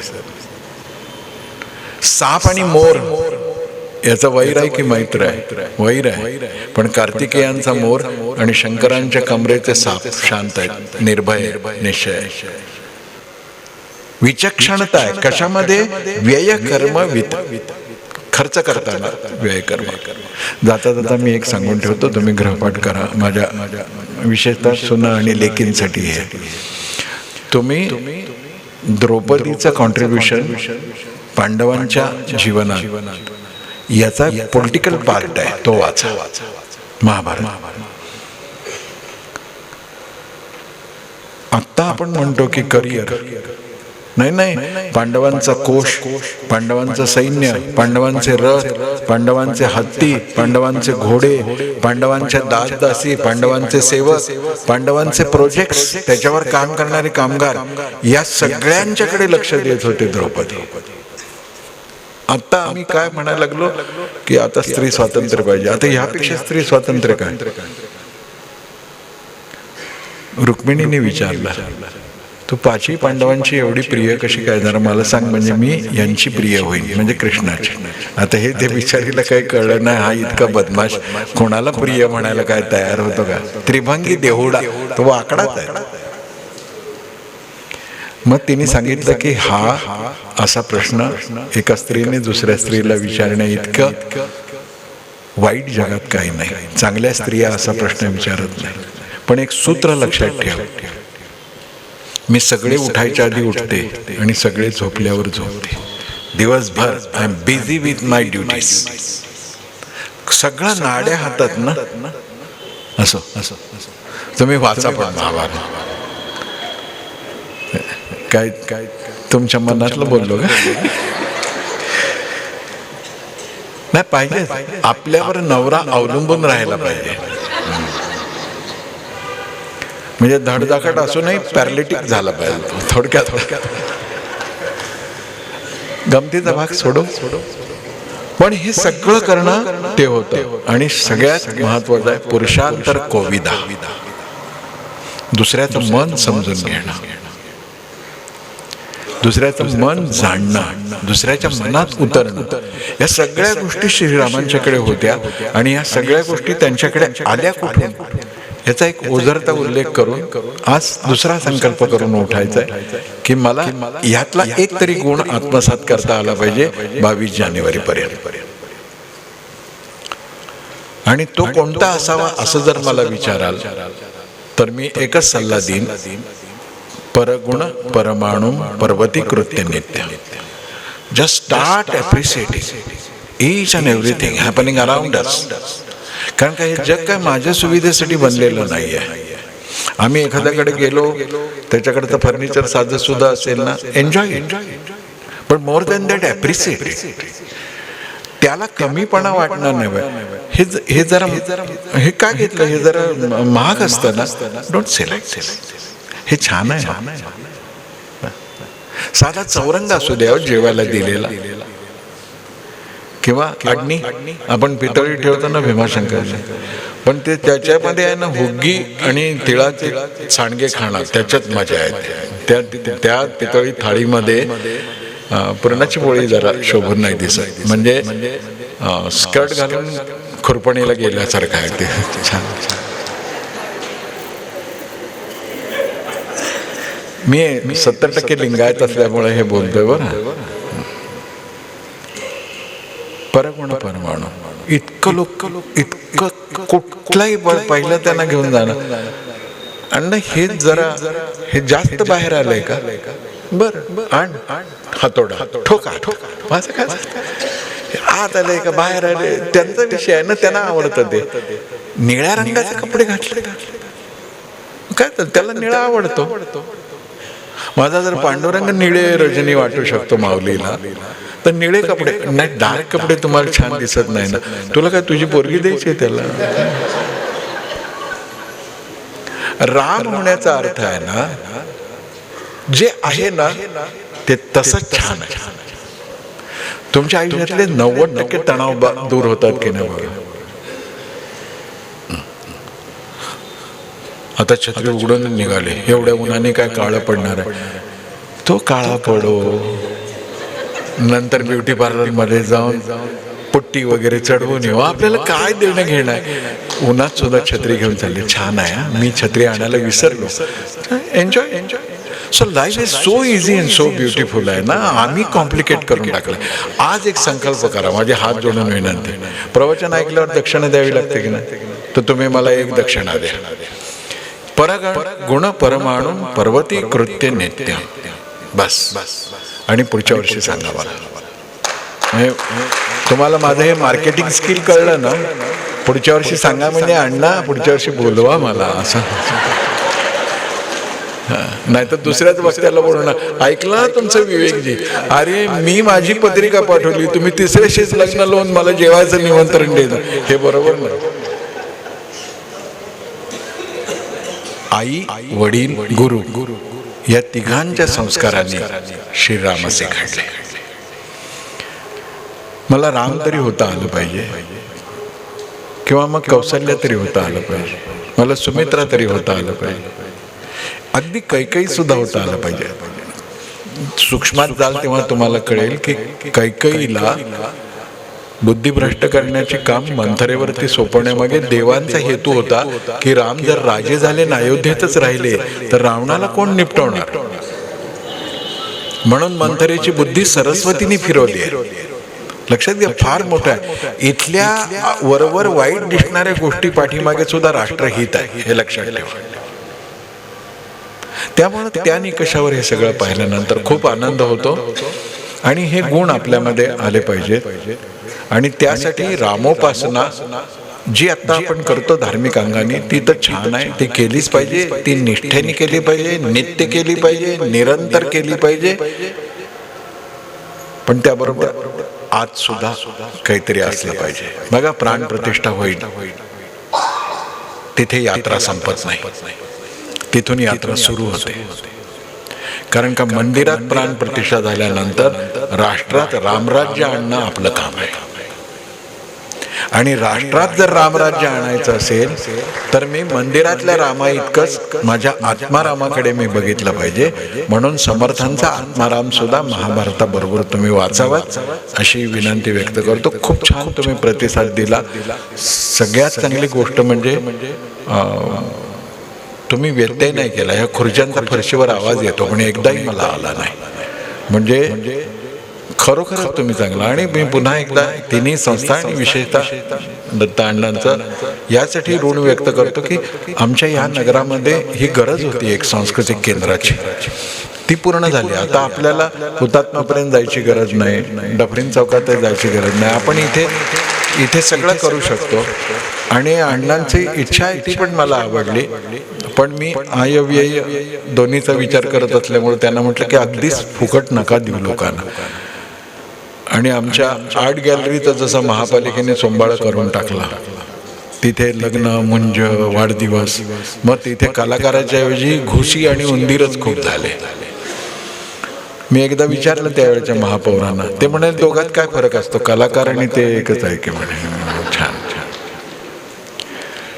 मग इथे वाढदिवस लग्न कधी करून देऊ नका. इथे लग्न लावायचंच असेल तर जीवाचं शिवाशी लावणाऱ्या वैचारिक व्याख्यानवाला तिथे तेच करायचं. ते म्हणाले नाही, मी माझ्या मनात आहे असं करावं. चांगलं आहे, सत्संकल्पाचा दाता नारायण. तुमची इच्छा पूर्ण हो अण्णा. मनापासून तुमचं अभिनंदन, धन्यवाद. तुमच्या सगळ्यांच्या चरणावर सुद्धा माझे कोटी कोटी प्रणाम. श्रीरामाचा आशीर्वाद तुम्हा सगळ्यांना लाभावा. तुमची घरं श्रीरामाच्या कुटुंबासारखी व्हावीत अशी कामना मी व्यक्त करतो आणि वाणीला विराम देतो. एकदा मनापासून अंतःकरणापासून श्रद्धेने श्रीरामाचा जयकार करूया. सियावर रामचंद्र की, पवन सुत हनुमान की, उमापति महादेव की जय. जय रघुवीर समर्थ भारत माता की. धन्यवाद.